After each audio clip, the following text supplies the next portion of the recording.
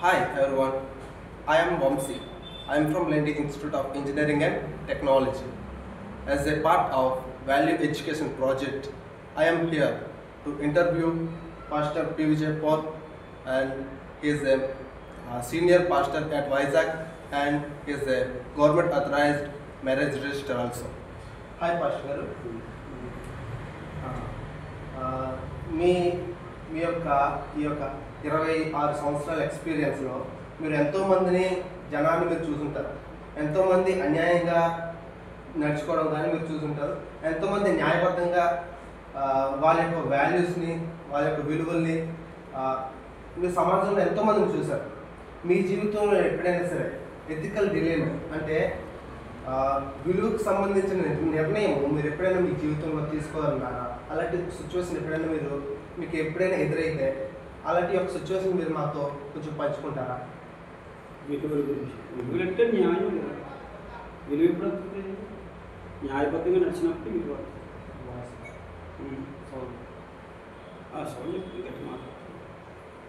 విలువ అనేటువంటిది ఎప్పుడు వస్తుంది? న్యాయంగా నడుచుకుంటే విలువ వస్తుంది. విలువల గురించి కదా అడిగావు. న్యాయబద్ధంగా నడుచుకోవాలి. ఇప్పుడు ఒక ఫ్యామిలీ ఉంది. మా ఫ్యామిలీలో 6 బంధువులు, ఇల్లు బంధువులే. ఇద్దరు రెండు పక్కన, ఈ పక్క బంధువులే, ఆ పక్క బంధువులే. వాళ్ళకి ఆ పాప తాలూకు గొడవలు వచ్చాయి. గొడవలు వచ్చినప్పుడు వారి బంధువులే పెద్ద మనిషికి పిలిచారు. అంటే కుటుంబంలో ఏదైనా కార్యక్రమం పిలుస్తారు కదా, కొద్ది మనిషిగా పిలిచారు. వెళ్ళాము. మేము కూర్చున్నప్పుడు మాట్లాడుతున్నప్పుడు తగు అవుతున్నప్పుడు అందులో ఈ మాట్లాడుకుంటున్నప్పుడు గొడవ మాట్లాడుకుంటున్నప్పుడు ఈ పాప లెక్సి మామగారు, తన సొంత మామగారిని ఒరే అనేటప్పటికి అక్కడ నాకు అందరూ చెప్పారమ్మ మామగారిని ఒరే అనకూడదు, తగ్గుతుంది కదా, పెద్ద మనిషి మాట్లాడుతున్నారు కదా, ఈ ఆయనకి నీకు ఏదో ప్రాబ్లమ్స్ వస్తే ఏదో మాట్లాడుతున్నాం కదా అనేటప్పటికి ఆ అమ్మాయి అలా కొంచెం ఎక్కువ మాట్లాడుతుంటే నేను కూడా వీళ్ళకి మాట్లాడకూడదు, కొంచెం శాంతించు, తప్పుడు మాట్లాడకూడదు అని అనేటప్పటికి వాళ్ళు ఏం చేశారు, మరి మాట్లాడకపోతే గర్భాంశాలు కాబట్టి మరి ఎవరి మాట ఆలోచించలేదు కదా, కొంచెం గద్దించాం. అయిపోయింది. తగు వచ్చినప్పుడు మాట్లాడినప్పుడు ఈ పాప తాలూకా బంధువు నేనే. పాప నాకు బంధువు, నాకు కొంచెం దూరమే. 4 బంధువులు అయినా కానీ కొంచెం దూరమే. వెళ్ళినప్పుడు ఇప్పుడు ఏం చేశాను, పాపకు రాంగ్ కనిపిస్తుంది కానీ పాప రైట్ అని నేను చెప్తాను. చెల్లిపాప మా పాప రైట్ అండి, ఎందుకంటే వాళ్ళు అనుకోలేదు, వీళ్ళు అనుకోలేదు. మా పాప రైట్ అండి, మీకు రాంగ్ అండి అలాగంటే ఒక తగ్గు అయిపోయింది. కానీ నాకు అన్నది మా అమ్మేది రాంగ్ అన్నాను. మా అమ్మాయి అలా చేయకూడదు, ఆడపిల్ల అయితే అలా చేయకూడదు, అలా మాట్లాడకూడదు, అలా ప్రవర్తించకూడదు. అత్తను మామగారిని ఇలా మాట్లాడకూడదు, లేదా భర్తను ఇలాగా అగౌరవపరచకూడదు. మా పిల్లది తప్పు కాబట్టి ఇది ఒక తప్పుకి మీకు క్షమించండి అలాగే నేను అనేసి తవ్వుతే అన్న తవ్వు ఆన్సర్ చేయని దానికి ఎవరు తవ్వు చెప్పలేదు. ఇక పాస్గా చెప్పారు కదా, ఇంకా ఆయన దానికి మనకి నిజమే కదా. ఆ తర్వాత మా బంధువులే నా మీద కక్ష పెట్టారు. మా తరపున మాట్లాడతారని తీసుకెళ్తే అక్కడ వాళ్ళ తరపు మాట్లాడేది ఎవరో దోరవలతో మాట్లాడేది కక్ష పెట్టింది కదా. అక్కడ న్యాయం కదా, ఏది న్యాయమో అట్టే మాట్లాడాలి. న్యాయం మాట్లాడితేనే అది ధర్మం మాట్లాడితేనే మనకి కీర్తి పెరిగింది. అక్కడ వాళ్ళు కుటుంబీకులుగా మనకు ద్వేషిస్తారు కానీ బయట అందరూ నలుగురికి తెలిసినప్పుడు నలుగురు ఒక కరెక్ట్ చెప్పాడు. కుటుంబం ఒక ఫ్యామిలీ మాత్రమే వాళ్ళకి అన్యాయంగా మనం సపోర్ట్ చేయలేదు అనేది బాధపడతారు. నాతో ఏదో మన మీద కానీ బయటకు తెలిసిన తర్వాత నలుగురికి బాగా ప్రతి విషయం బయటకు వెళ్తాం. చిన్నది పెద్ద మంచిగా చేయడానికి అది తెలిసినప్పుడు 10 మంది ఎస్ అని అనిపించుకోవాలి, మంచిగా అనిపించుకోవాలి కదా. కాబట్టి మనం అక్కడ న్యాయం తప్పకూడదు కానీ తప్పలేదు ఆలోచించాను. అలాగే ఒకటే కాదు, మా ఫ్యామిలీలోనే కాదు, సంఘంలో కూడా చాలా కేసులు చాలా గొడవలు. అలాంటి నేను న్యాయబద్ధంగా అది మాట్లాడాను. చాలామంది చర్చికి వచ్చే వాళ్ళు కూడా వాళ్ళకి గొడవలు జరిగినప్పుడు న్యాయబద్ధంగా మాట్లాడాను. న్యాయబద్ధంగా మాట్లాడితే నా మీద కక్ష కట్టి చర్చి మనిషి వేసి వెళ్ళిపోయారు. అయినా పర్వాలేదు, ఎందుకంటే భగవంతుడు అన్నాడు కదా, మన నమ్మం దేవుడు ఉన్నాడని. ఏ దేవుడు అది కాదు, భగవంతుడు ఉన్నాడని నమ్మిన వాడు మాత్రం న్యాయంగా నడాలి. ఎందుకంటే దేవుడు భయం ఉంటుంది. అది ఏ దేవుడు నమ్మినా ఏ రూట్లో ఏ మతమైనా, ఏ భగవంతుడైనా, ఏ విశ్వాసం కలిగి ఉన్నాడు, దేవుడు ఉన్నాడు అని అనుకునే వాటికి చెప్తున్నాను. దేవుడు లేడు అని అనుకున్న వాళ్ళు ఎక్కడో ఉంటాడు, కానీ అందరికీ దేవుడు ఉన్నాడు అని అనుకుంటారు, ఏదో వాళ్ళ విశ్వాసం బట్టి. కాబట్టి నేను దేవుడు ఉన్నాడు అనుకున్నాను కాబట్టి నాకు దేవుడు ఉన్నాడని నేను నమ్మని కాదు. నేను న్యాయం తప్పలేదు. మంది నేను నష్టపోయింది అనుకుంటున్నాను. చాలా జరిగింది, చంద్రులనేటి, బంధువులనేటి, ఓల్డ్ జరిగింది, అన్నింటిలో నేను న్యాయం తప్పలేదు. మీ లైఫ్లోని ఇది న్యాయము, ఇది అన్యాయం అని మీరు నిర్ణయాలు తీసుకుంటారు. అది మీకు ఏ ప్రిన్సిపల్స్ ద్వారా, అంటే ఎలా మీకు అది న్యాయం ఇది అన్యాయం అని మీరు ఎలా తెలుసుకున్నారు? ఓకే, మరి మంచి ప్రశ్న. ఈ మంచి ఏంటి, చెడేంటి, ధర్మం ఏది, అధర్మం ఏది, న్యాయం ఏంటి, అన్యాయం ఏంటి, పగలేంటి, చీకటి ఏంటి, పుణ్యం ఏంటి, పాపం ఏంటి, ఈ మామూలుగా మీరు చదువుకున్న ఇంజనీరింగ్లు, డాక్టర్స్ ఏం చదువుకున్న ఆ పుస్తకాలు చదివితే వచ్చేది కాదు. అది మా పూర్వీకుల నుంచి నేర్చుకోవాలి. పూర్వీకులు ఏది మంచి ఏది చెడు వాళ్ళు ఈ తరాల ద్వారా తరాలు వెంబడించి వస్తాయి. ఇది నేర్చుకోగలిగితే ఇకపోతే గ్రంథాలు చదువుతున్నప్పుడు, అది ఏ గ్రంథమైనా సరే, గ్రంథాల్లో మంచి చెడు రెండు ఉంటాయి. చదువుతున్నప్పుడు, ఆ స్టోరీ వింటున్నప్పుడు, ఆ కథ వింటున్నప్పుడు, లేకపోతే ఆ అంశం చదువుతున్నప్పుడు, ఆ విషయాలు ధ్యానం చేస్తున్నప్పుడు, ఇతన రాంగ్కి వెళ్ళాడు, ఇది చెప్తా, ఈయన రైట్కి వెళ్ళాడు, మంచి అని తెలిసిపోతుంటుంది. ఆ గ్రంథాలు చదువుతున్నప్పుడు, పెద్దలతో మన సహవాసం చేస్తున్నప్పుడు వీళ్ళకు మంచి అని తెలుస్తుంది. అలాగే నాకు చిన్నప్పటి నుంచి మా నాన్నగారు అన్ని కాశీ మజిలీలు, రామాయణాలు, ఇవన్నీ కూడా ఇవన్నీ కూడా భగవద్గీతలు అని చదివి మా నాన్నగారు కథలు చెప్పేవారు. నేను బైబిల్ చదివి 5 సంవత్సరాలు ట్రైనింగ్ కానీ బైబిల్ చదివి దాంట్లో న్యాయం మంచి చెడు అని తెలుసుకున్నాను. కాబట్టి నాకు తెలిసిపోతుంది మంచి అని చెడు తెలుసుకోవాలి. మంచికే ఓటేస్తాను, చెడు ఓటే. మంచికి చెడు ఓటేస్తే ఆ ఒక్క ఫ్యామిలీ మాత్రమే మనకి మంచి ఎఫెక్ట్ చూపిస్తుంది. అదే మనం మంచిగా నిలబడిపోతే అక్కడ ఒక ఫ్యామిలీ మనం చెడుగా క్రియేట్ చేసుకున్నా, బయట మాత్రం కొన్ని ఒకదానికి 100 రిపోర్ట్లు మనకి మంచి రిపోర్ట్లు ఉంటాయి.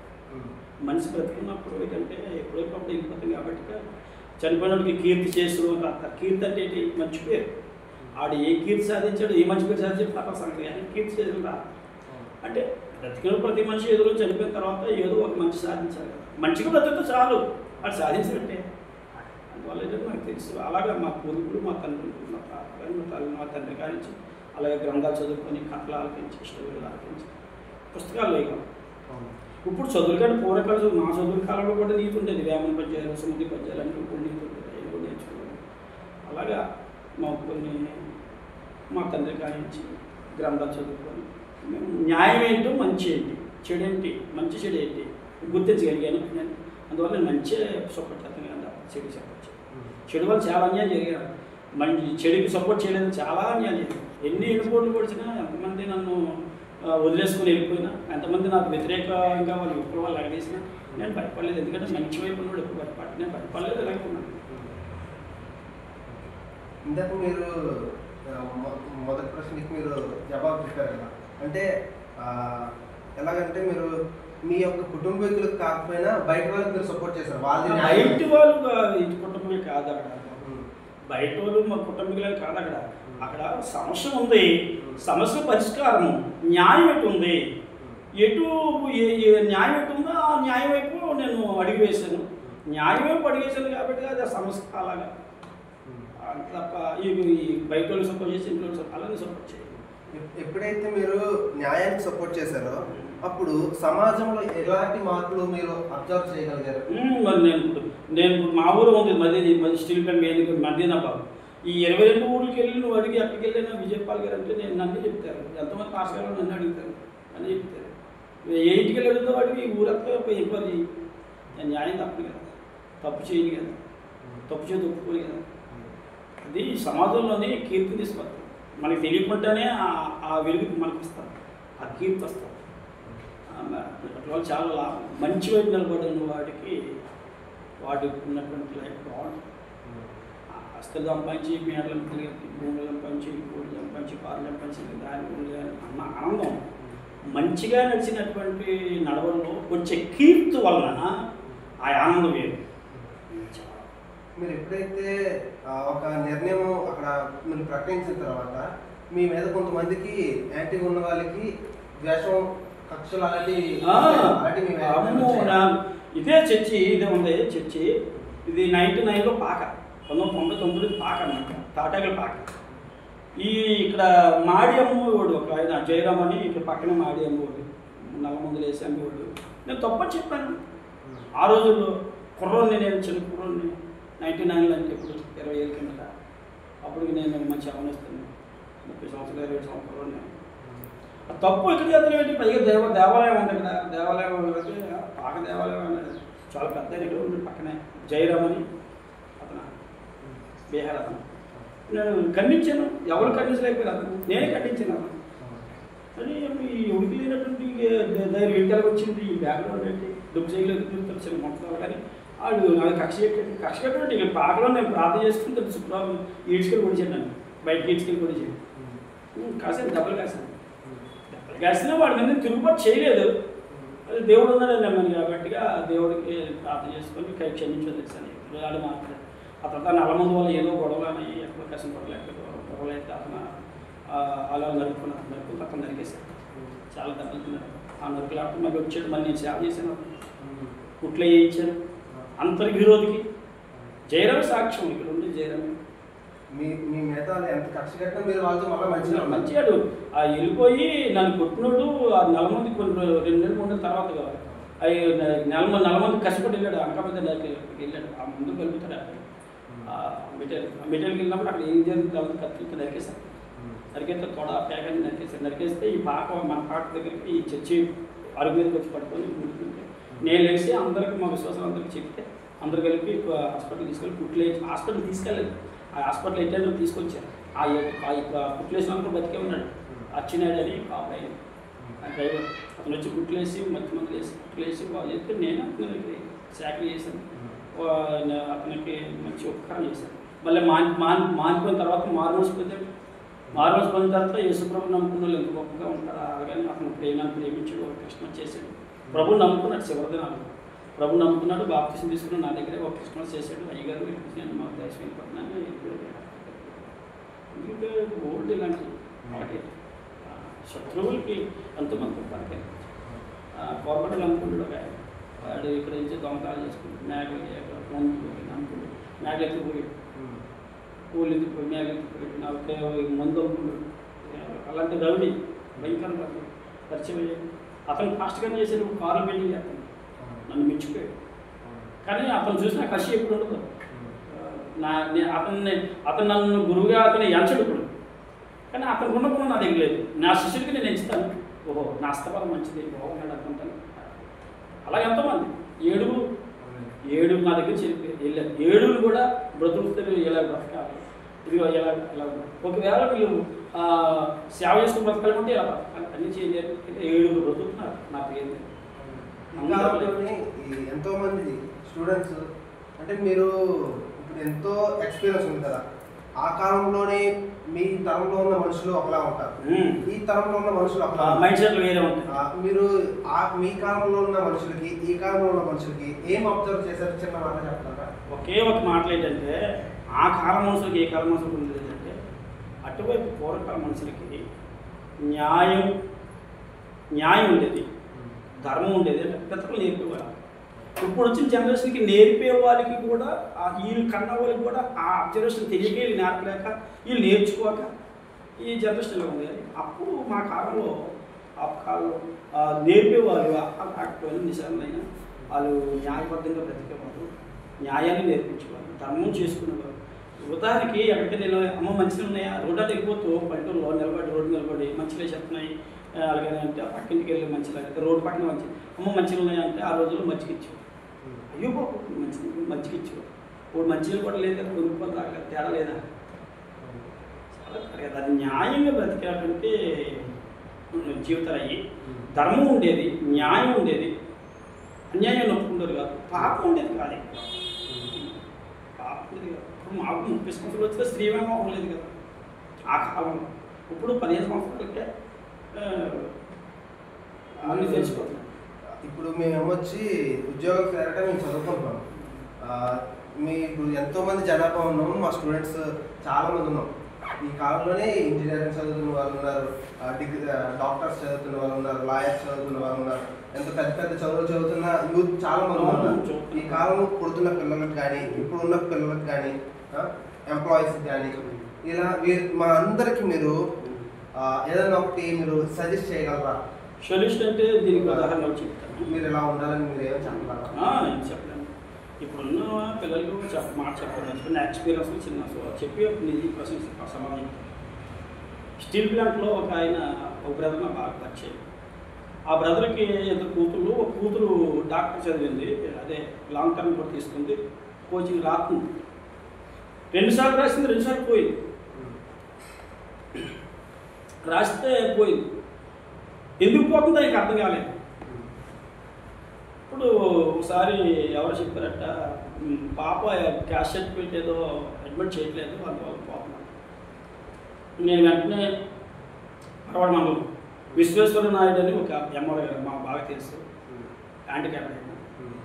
అందులో పల్లెల అప్పారావు గారు, మాండి గారు వాళ్ళ దగ్గరికి వెళ్ళి ఈ పాప ఎంబీబీఎస్ దగ్గరికి వచ్చిపోతుంది, క్యాష్ సర్టిఫికేట్ కావాలి అంటే వాళ్ళు వరంగల్ తెలంగాణ అక్కడికే తెచ్చుకోవాలని విశ్వేశ్వరనాయుడు గారు అంటే మొత్తం మోటివేషన్ చేసి ఆ పాప లైఫ్ ఇవ్వాలనే ఉద్దేశంతో ఆ పాపకి మొత్తం సర్టిఫికేట్ ఇచ్చి అప్పుడు ఆ పాపను ప్రిపేర్ చేస్తే మేము ప్రార్థన చేసి అన్ని విధాలుగా సహకరించి అన్ని చేసి క్యాష్ కూడా తెచ్చి అప్లై చేసి చక్కగా పాప మళ్ళీ 13కి పడిస్తుంది. ఎంబీబీసీ వచ్చి ఎంబీబీఎస్ అయిపోయింది, ఎండీ కూడా అయిపోయింది. ఇప్పుడు ఎక్కడ తమిళనాడులో ఎక్కడ పెద్ద డాక్టర్, కృతజ్ఞత ఉందా? పెద్దలు గౌరవిస్తుందా? ఒకసారి ఏదో పెళ్లి సందర్భంలోనే ఆ పాప ఉన్నటువంటి ఏరియాకి నేను ఆ పాప ఇంట్లో ఉంది, నేను బయట టెంట్లో ఉన్నాను. అయ్యగారు వచ్చారు, పాస్ గారు వచ్చారు, అందరూ మనకు పలకట్టున్నారు. కానీ ఆ పాప పాస్ గారు గౌరవం అనలేదు. ఈ జనరేషన్ అది కృతజ్ఞత లేనటువంటి జనరేషన్ అని నాకు అప్పుడు అలా అనిపించింది. అందరూ అలా ఉండరు. ఇంకొక ఉదాహరణ చెప్తాను. ఇవి అందరూ వాళ్ళకు ఉండరని చెప్తాను. ఇలాంటి వాళ్ళు ఉన్నారు, వీళ్ళు ఎక్కువ ఉన్నారు, 75 ఉన్నారు. 25% ఇంకా పూర్వకాలంలో ఉన్న ధర్మకార్యం చేసి పిల్లలు ఉన్నారు, తల్లిదండ్రుల నుంచి తాతమామ కాచి. ఒక పాప డాక్టర్ గారే, ఆ పాప పేరు కూడా చెప్తాను, ఈ పాప పేరు చెప్పను కానీ సిరీస్. ఆ పాపను ఆ నాన్నగారు వాళ్ళ అమ్మగారు ఎంత భయభక్తులతో పెంచి పెద్ద చేశారు, డాక్టర్ అయిపోయింది.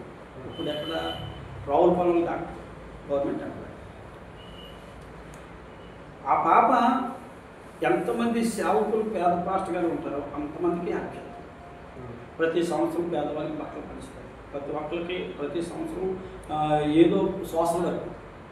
వెళ్ళేదన్నా సంవత్సరానికి 5-6 క్యాంపులు పెడతారు. ఓన్లీ ఆ ఎంఐకి ఎప్పుడైతే సెలవు ఉంటుందో క్యాంపస్ పెడతారు, ఫ్రీ మెడిసిన్ ఇస్తారు, ఫ్రీ మందులు ఇస్తారు.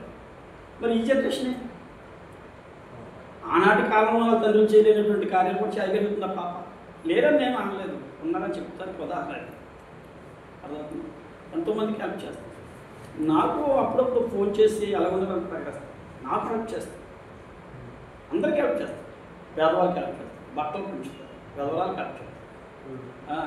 ఉన్నారు కదా, ఇప్పుడు ఇందాక ఒక అమ్మాయిని చూసాం, ఇప్పుడు ఒక అమ్మాయిని చూసాం, చూస్తుంది కదా, మంచి ఉన్నాయి కదా. కృతజ్ఞత కలిగేటువంటి వారికి కీర్తి పెరుగుతుంది. అలా పెంచాలని తల్లిదండ్రులు నేర్పిద్దని పెట్టుకుంటారు. ఇప్పుడు మా అందరికి మీరు ఏం చెప్పాలనుకుంటున్నారు? నేను చెప్పేది ఏంటంటే, మంచి ప్రశ్న. ఇప్పుడున్న జనరేషన్ చెప్పేది ఏంటంటే, స్కూల్ చదువు పరంగా బిజీ, ఇప్పుడు అంతా బిజీ ఉంది. ఉద్యోగ పరంగా కూడా బిజీ, అంత లైఫ్ అంతా బిజీ ఉంది. కాలమానం కూడా వ్యాధిగా తిరుగుతుంది. ఇప్పుడు కాదని అవ్వలేదు, టైం చాలా మనిషికి. అయితే ఇప్పుడున్న జనరేషన్కి ఒక దైవజనుడిగా నేను లోకం చూసిందులో వచ్చాను. లోకం అంతా చెక్కబెట్టి ఎదురు దెబ్బలు తిని లోకమంతా కూడా నేను బాగా అబ్జర్వేషన్ చేసి, అమ్మో ఎక్కడ మనశ్శాంతి కలుగుతుంది, ఎక్కడ బాగుంటుంది, అసలు ఈ లైఫ్లో మరొక లైఫ్ ఉంటుందా ఈ ప్రాణానికి అని అన్నీ చెక్కబెట్టుకుంటూ అన్నీ చూసుకుంటూ ఎక్కడికి చేరేటప్పుడు ఎక్కడ చెప్పండి. ఆ దేవుని యొక్క వాక్య బైబిల్ నన్ను ఆదరించి, భగవంతుని ఆదరించి ఎక్కడ తగిలింది అలా ఉన్నాను. అందువల్ల నాకు తెలియదంటూ ఉండొచ్చు కానీ ఎక్కువ మా విషయాలు నాకు అనిపించగా తెలిసిన ఎక్స్పీరియన్స్లో. ఇప్పుడున్న జనరేషన్కి నేను చెప్పేది ఏంటంటే, మీ ఎడ్యుకేటెడ్స్కి, మీ స్టూడెంట్స్కి నేను చెప్పేది ఏంటంటే, ఒకటి ఏది మంచో ఏది చెడు గుర్తించండి. అలా గుర్తించగలిగినటువంటి జ్ఞానం మీకు ఉంది అంటే మాత్రం ఏది న్యాయము ఏది అన్యాయము గుర్తించండి, ఏది ధర్మము ఏది అధర్మము గుర్తించండి, ఏ పని చేస్తే బాగుంటుంది ఏ పని చేస్తే బాగోదు గుర్తించండి, ఎలా బ్రతికితే బాగుంటుంది ఎలా బ్రతికితే బాగుంటుందో గుర్తించండి. అలా మంచిని చెడుని, న్యాయాన్ని అన్యాయాన్ని, ధర్మాన్ని అధర్మాన్ని, పుణ్యాన్ని పాపాన్ని, దేవుణ్ణి దెయ్యాన్ని అలా గుర్తించి ధనాన్ని, పేదరికాన్ని ధనం ఉన్నటువంటి ధనార్కుల్ని, ఇలా చదువుకున్నవాడిని చదువుకోలేను, జ్ఞానంలోని జ్ఞానం లేను అని పరిశీలన చేయండి, బ్యాలెన్స్ చేయండి. బ్యాలెన్స్ చేసి ఏది మీరు చేయగలరో మీరు చేయగలిగిన దాన్ని మీరు చేయండి. న్యాయబద్ధంగా న్యాయానికి సపోర్ట్ చేయండి, ధర్మానికి సపోర్ట్ చేయండి, పుణ్యానికి సపోర్ట్ చేయండి, బలహీనులకు సపోర్ట్ చేయండి. మీ మీ మీ తరాలు అలా చేస్తే ఇప్పటికీ ఈ భూమి ఆకాశం కోటి 1800 కోట్ల సంవత్సరాలు అయిందా, ఇంకో కొన్ని సంవత్సరాలు కొన్నిగా పరిగెడుతున్నాయి, లేదంటే ఏమైపోతుంది. ఇప్పుడు అంటేగా మేము అమెరికా వెళ్ళామా, జపాన్ వెళ్ళామా, ఇంగ్లాండ్ వెళ్ళామా, బీహార్ వెళ్ళామా, ఒడిశా వెళ్ళామా, అస్సాం వెళ్ళామా, లేకపోతే ప్యాకేజీలు మంచి ప్యాకేజీలు తెస్తున్నామా, లేదా మంచి చదువు చదువుతున్నామా, లేకపోతే మా కారు సంపాదన బిల్లు, అది కీర్తి కాదు. కీర్తి అంటే మంచి చెడుని గుర్తించండి, పుణ్యపాపాలు గుర్తించండి, ధర్మాధర్మాలు గుర్తించండి, మంచి చెడుని చూసి మంచి వైపు వెళ్ళండి, న్యాయబద్ధంగా నడుచుకోండి, కలిగి ఉంటే 10 మందికి ఉపకారం చేయండి. ఉపకారం చేసినప్పుడు రిపీట్ అటు నుంచి మనకి నష్టం కలిగినా ఉపకారం చేయడం మానకాలి. ఈ కాలం పిల్లలు ఉన్నారు, లేదా క్రైస్తవ పిల్లలు ఎంతోమంది పిల్లలు ఎప్పటికి కూడా ఆ న్యాయం నడుస్తున్నారు. చాలా అన్యాయం నడిచిన కూడా ఉన్నారు, అంతే కృతజ్ఞత లేకుండా నడిచిన కూడా ఉన్నారు. భగవంతుని మర్చిపోయి ఉన్నారు, తల్లిదండ్రులు మర్చిపోయి ఉన్నారు, అంత మర్చిపోతారు, కుటుంబాలు మర్చిపోయి ఉన్నారు, అందరూ అలాగున్నారు. అదే కాదు, ఈ ఇలాంటి ఎంతమంది మీకు ఎందుకు పెడతారంటే ఇలాంటి చెప్తారని పెడుతుంటారు, నాకు తెలిసి అనుకున్నాను. మరి మీకు అర్థమవుతున్నా నేను ఇచ్చే సొల్యూషన్ మంచి చెడు గుర్తించండి, మంచి ధర్మాన్ని గుర్తించండి, ధర్మం వైపు ఉండండి. మాకు ఒక ఉద్యోగం వచ్చినప్పుడు మా యొక్క అధికారులు ఉంటారు కదా, అధికారులు ఏమొచ్చి మాకు కొంచెం మాకు యాంటీగా తెలిసింది అనుకోండి, లైక్ ఏదైనా వాళ్ళకి మాకు పడలేనప్పుడు మేము ఎలా రియాక్ట్ అవ్వాలి, ఎలా ఉండాలి? ఓకే, ఇప్పుడు నీకంటే కిందోడికి నీకు గొడవ మనస్పర్శంలో వచ్చాయా, లేకపోతే మీకు మీ పై సీటోడికి పై ఉన్న అధికారులకి మనస్పర్శందాలు వచ్చాయా అన్నదానికి ఇక్కడ సొల్యూషన్ చెప్తాను. మీరు ఎక్కడో జాబ్ సెలెక్ట్ అయ్యారు, ఏదో క్యాంపస్కి వెళ్ళిపోయారు, ఎక్కడ సెలెక్ట్ అయిపోయారు. ఇప్పుడు మీ కింద ఉన్నటువంటి వాడిని మీరు ఎలాగో డీల్ చేస్తారు, అది పక్కన పెట్టారు, ఎలాగో డీల్ చేస్తారు, మీ చేతిలోని పవర్ ఉంటుంది. మీకంటే పైతోడికి మీకు ఏదైనా డిస్కషన్ వచ్చినప్పుడు, మనస్పర్శందాలు వచ్చినప్పుడు ఏం చేయాలి, ఏం చేస్తే బాగుంటుంది? నేను చెప్పేది అక్కడ కూర్చున్న వ్యక్తిని కాదు, కింద ఉన్నట్టు చూడవలసింది. ఆడు కూర్చుని కూర్చి ఆ చిన్నోడు పెద్దోడు, మంచోడు చెడ్డోడు, దుర్మార్గుడు, ధర్మవంతుడు అధర్మవంతుడు, అది అనవసరం. అడే కూర్చున్నాడు ఆయన. ఆ కుర్చీని బట్టి ఆయనకి విలువ ఇవ్వాలి మనం. ఒకటేంటంటే మనం పై సీటు కాబట్టి, మనకి మీకు ఆయన పై సీట్లో కూర్చున్నాడు కాబట్టి మీరు ఫస్ట్ చేయవలసింది ఏంటంటే అతని మైండ్ని మీరు గుర్తించాలి. ఆయన ఆలోచన ఏంటి, ఆయనకి ఇష్టం ఏంటి, ఆయన ఆలోచన ఏంటి, ఆయన ఇష్టం ఏంటి, కష్టం ఏంటి, ఆయనకి ఇష్టం ఏంటి, కష్టం ఏంటి, ఆయన బ్రెయిన్ ఎలాంటిది ముందే అబ్జర్వేషన్ చేయాలి. మరి ఎన్ని పుస్తకాలు చదువుకుని అక్కడికి వెళ్తున్నారు కదా క్యాంపస్కి, 1-15 వేరా, మరి 22 సంవత్సరాలు చదివారా, 24 సంవత్సరాలు చదివారా, మరి 20 సంవత్సరాలు చదువు బుక్కులు మోసారా? మరి ఒక అధికారం కూర్చుంటే ఆడ బ్రెయిన్ చదవలేరా? మీరు చదవడం ప్రయత్నం చేయండి, చదివి ఆయనకి ఇష్టంగా మీరు ప్రవర్తించడానికి మీరు అనుకూలతను ఏర్పాటు చేసుకోవాలి తప్ప ఆ సీట్ అది అతను ఎవరు మనకు అనవసరం. ఆ సీట్ ఏంటి, ఆ సీటుకి మనకు వచ్చిన ప్రాధాన్యత, గౌరవ మర్యాద మనం ఇచ్చి అతని ఇష్టాన్ని మనం గుర్తించి అతని కష్టం లేకుండా మనం మసులుకోవడమే కరెక్ట్ అయినటువంటి సొల్యూషన్. ఇక అంతగా మించి ఆలోచిస్తే మాత్రం ఎక్కడ నీ సీటు కోల్పోతాం. అది న్యాయబద్ధమైనది కూడా కాదు, అది న్యాయం కూడా కాదు. ఒకవేళ మరీ దుర్మార్గుడు అనుకో, పైన ఉన్నటువంటి వాడు పాపపుణ్యాలని నిర్ధారించుకునే భగవంతుడు ఉన్నాడు కదా, ఆడికి భార్య బిడ్డలు ఉంటారు, ఆడికి తల్లి తండ్రులు ఉంటాడు, శిక్ష తగ్గకపో మనకి. కానీ ఇది ఏంటంటే అది అక్కడ ఆర్గ్యుమెంట్లు పెట్టుకోకుండా అతని మనసును గుర్తించి అతనికి ఇష్టంగా మనం మసులుకోవాలి. ఇంపార్టెంట్ అంటే మనకి ఇక పక్కన ఇద్దరు సరైన అధికారులు పడిపోయారు అనుకో, అక్కడ సరైనోడు ఇక్కడ సరైనోడు ఇద్దరు మధ్యలో మరి నలిగిపోతున్నాడు, స్టూడెంట్ నలిగిపోతున్నాడు అనుకో. ఇద్దరు ఒక పని చెప్పారు అనుకో, ఉదాహరణ చెప్తున్నాను, ఇద్దరుకే పని చెప్పారు అనుకో, ఇద్దరు సరసమమే సరైనటువంటి క్యాటలో ఉన్నారు, ఇద్దరు మధ్య కుర్రోడు వెళ్ళిపోతున్నాడు, ఇద్దరు ఒకేసారి పని చెప్పారు. నా మాట ఎంతడో ఎంతో సోతం వీడు, నా మాట ఎంతడో సోతం ఆయన, ఇద్దరు వెళ్ళి ఒకేసారి పని చెప్పారు. మరి ఏం చేయాలి ఇప్పుడు? నేను చెప్తాను చూడండి. అప్పుడు ఇతను ఒక పని చెప్పాడు, అతను ఒక పని చెప్పాడు కదా, అప్పుడు ఇతను చెప్పిన పని మనం అబ్జర్వేషన్ చేయాలి, గుర్తించాలి. అతను చెప్పిన పని కూడా మనం అబ్జర్వేషన్ చేసి గుర్తించాలి. దీనివల్ల ఎంత లాభం ఉంది సమాజానికి, దానివల్ల ఎంత లాభం ఉంది సమాజానికి, లేదా కంపెనీకి, లేదా ఇండస్ట్రీకి, లేదా డిపార్ట్మెంట్కి, లేదా ప్రజలకి ఈ చెప్పిన పని వల్ల ఎంతో ఉపకారం జరుగుతుంది. ఈ చెప్పిన పని వల్ల ఎంతో ఉపయోగపడు. బ్యాలెన్స్ చేయండి, బ్రెయిన్ ఉంది కదా, చదివారు కదా, ఆ మాత్రం బ్యాలెన్స్ చేయలేకపోతే ఇంకెలాగా? ఆలోచించినప్పుడు చాలా ఆలోచించండి. ఆలోచించినప్పుడు ఏది సమాజానికి, డిపార్ట్మెంట్కి ఏది ఉపయోగమో, ప్రజానికి ఏది ఉపయోగమో, డిపార్ట్మెంట్కి ఏది ఉపయోగమో, కంపెనీకి ఏది ఉపయోగమో, సంఘానికి ఏది ఉపయోగమో, సమాజానికి ఏది ఉపయోగమో దాన్ని మొట్టమొదటి ప్రయత్నం ఇవ్వండి. మంచి జరుగుతుందా? అప్పుడు పగబడతారు. అయితే చెడు చేయలేదు కదా, దీనికంటే మంచి చేసాం కదా, మీరు పగబెట్టడం పర్లేదు, మంచి చేసాం కాబట్టి. ఒకవేళ ఈ చెడుకి ఓడేసాం అనుకో, చేసింది చెడు, మంచి నుంచి పగ వస్తుంది. అప్పుడు పగ ఒకటే, చెడు రెండు. ఇప్పుడు ఇదేమైంది? ఒక చెడు వస్తుంది, మంచి చేస్తాం కదా, ఓడిపోయింది కదా, మైనస్ చూసారు అక్కడ రెండాట్లో ఒకటే కదా మనకి ఎదుర్కొంటున్నాము. ఇలాగ చెడుకి కానీ సపోర్ట్ చేస్తే రెండు ఎదుర్కొని వస్తుంది. ఈ మంచివాడు ఒప్పుకోడు కదా, మంచి పని చెప్తే చేసేది కదా అయినా అని పగబడతాడు కదా. నువ్వు చెడు చేసావు, దానివల్ల అన్యాయం జరుగుతుంది కదా, అంత మంచి జరగదు కదా. అదే మంచి చేస్తే మంచి జరుగుతుంది, ఒకటి మాత్రమే ఎదుర్కోగలుగుతుంది. ఇంకోటి ఏంటంటే మంచి వైపు ఉంటే ఆ మంచి చెడుతో యుద్ధం చేస్తారు. మనకు తెలియకుంటే యుద్ధం జరుగుతుంది, ఆ మంచి చెడుని యుద్ధం చేసి ఆమె దొరుకుతుంది, మంచి గెలుస్తుంది.